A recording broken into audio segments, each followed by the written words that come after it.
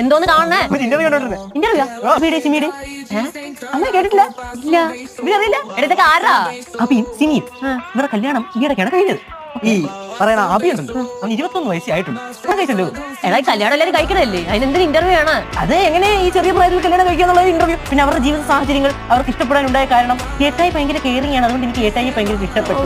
പിന്നെ ഈ പറയുന്ന സിനിയുടെ ഫാദർ ഭയങ്കര ദേശക്കാരനാണ്. എന്ത് പറഞ്ഞാലും എന്നെ വഴക്ക് പറയും. പക്ഷേ ഏട്ടായി എന്നെ ഇതുവരെ വഴക്കേ പറഞ്ഞിട്ടില്ല. എന്തെങ്കിലും ഉണ്ടെങ്കിലും എന്താ മോളും എന്നാ ചോദിക്കത്തുള്ളൂ. ആണ്. എടാ, അവന് 21 വയസ്സെന്നല്ലേ പറഞ്ഞു. എന്നിട്ട് ജോലി ഉണ്ടോ? അവിടെ ഒരു ജോലി പിടിക്കും. എന്റെ പൊന്നേ, ഇവരൊക്കെ എന്തിന് ഇന്റർവ്യൂ ആണ്? അയ്യോ, ഇപ്പൊ അങ്ങനൊന്നും അല്ലെന്ന്. ഇപ്പൊ ഏതെങ്കിലും സൈഡിൽ അതിന്റെ മൂലയ്ക്ക് മുള്ളും തന്നെയോ കാക്കി ഓടിച്ചു വിടുന്നതിനൊക്കെ ഇന്റർവ്യൂ ആണ്. ഇതൊക്കെ മറ്റേ ഇന്റർവ്യൂ അമ്മ കണ്ടില്ലായിരുന്നു.